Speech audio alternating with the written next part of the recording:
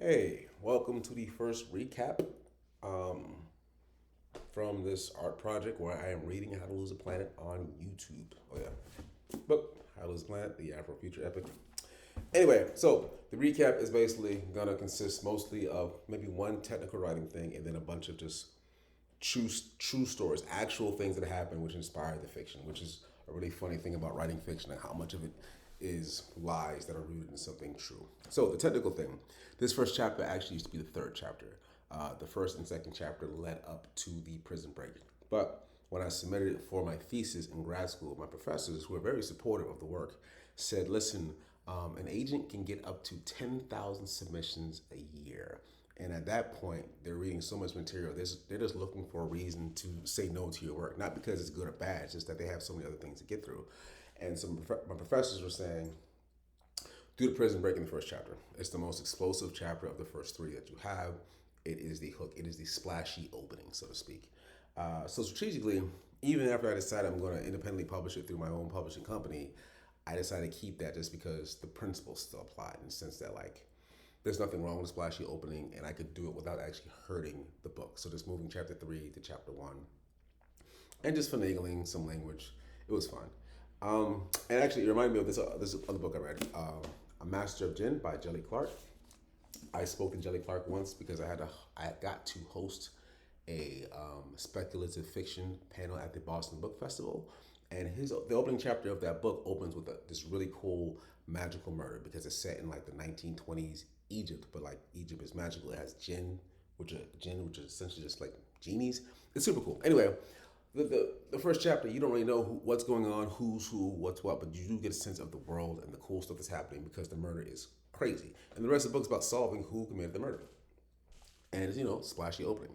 So that was why I decided to stick with this chapter, despite originally being the third chapter, because the original first two chapters were more of a slow burn. Like one classmate said, it felt like a noir book, which is this isn't like a noir genre. And there's so many stories out in the world. There's just so many opportunities to get caught up in a story. If you want somebody to notice yours, maybe the splashy opening would serve your interest. So yeah, that's why I decided to open with the Prison Break. All right, so that's the technical thing. Five true things since this chapter was broken down into five reading sections. Section one, there is a mention where Kato says to the prison guard Vector um, something about violence is never the answer. That's why I get the fan mail. Okay, here is a splashy opening for me, or at least one of those splashy realities. I wrote the first draft of this prison while I was I wrote the first draft of this story while I was in prison for refusing to kill while in the army. That's a true story. And actually, the essay at the end of this book, which is the afterword, contextualizes all that, kind of walks you through that entire odyssey. Um, and so that line, that's why I get the fan mail, it was caught up being a jerk, but it's also me just kind of laughing at the fact that what happened was my mom, being a mom, knowing that her baby was just sent to prison because he wouldn't kill people, she contacted Amnesty International. And I don't even know what Amnesty International does, but I don't know if they had like a magazine or this is during the Iraq War, which is like a very controversial war at the time. And I just started getting letters from all the world. So France, Germany, parts of America, New York, Texas, just people just saying, keep your head up. And one person said, what I did was a step toward a world without war,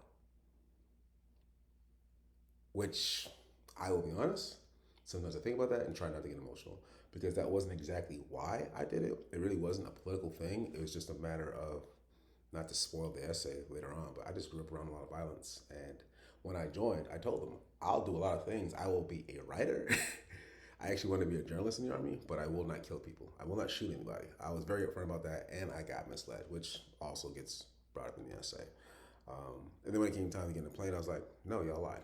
So that's basically the long and short of the story. They lied. The Army sometimes does that because, and really recruiters, I don't even think of them as bad people. They were under a lot of pressure to meet a quota. Some of them actually killed themselves because of the pressure of the quota. And so I wasn't surprised when I learned about recruiters using deceptive tactics. And a lot of people in the Army who I knew were sharing their own experiences with recruiters who at that time were just doing things to meet quotas. Anyway, that's truth one. Truth two, Danny. So in the section, Danny is a character who is based off a person whom I met just before I got locked away. It's funny because prison affects people in such different ways. I think I had family and friends who went out of the way to find the address and write me, and some who just never talked to me at all. There was this woman I met at a bar.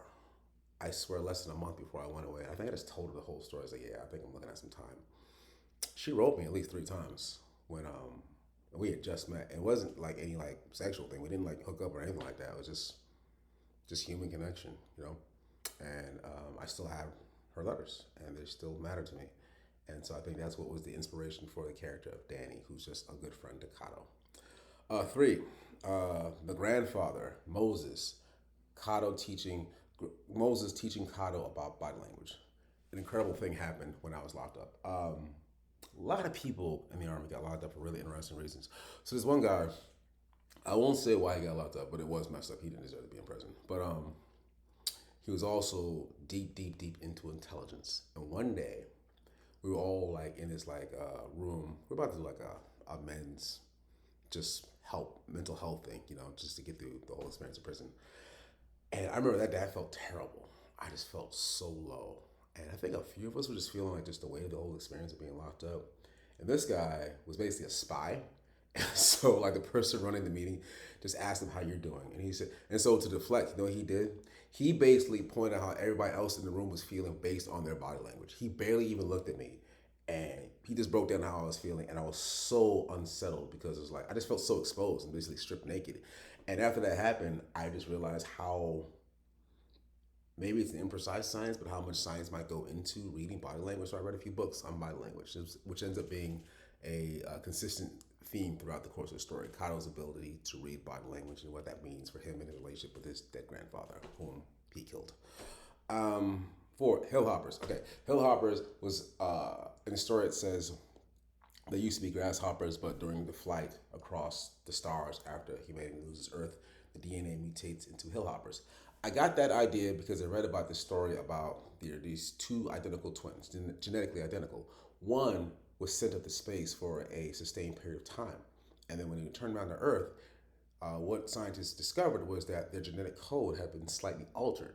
Or the one who went to space, his genetic code had been slightly altered, so he was no longer genetically identical to his twin brother, which I found really interesting. I thought, okay, so something about space travel can alter DNA.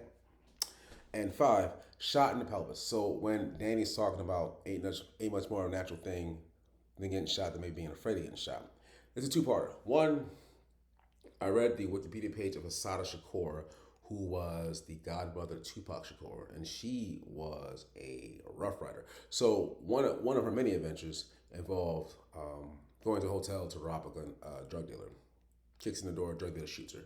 And her response after being shot was she had spent so much time being afraid of being shot after actually experiencing it. She's like, oh, I'm not so afraid of it anymore. The other part of it was a guy I jailed with, soldiers I jailed with only other guys in the army. He was telling me about the time he got shot when he was in Iraq. And at first, he didn't know he got shot. He thought he was peeing on himself. He looked down and saw, oh, I've been shot in my pelvis and I'm bleeding all over myself. So that was the inspiration for that scene. And those are your 5 real life points behind the fiction and the one technical thing about opening up with a splashy chapter if that's in your best interest for your story. All right. Deuces.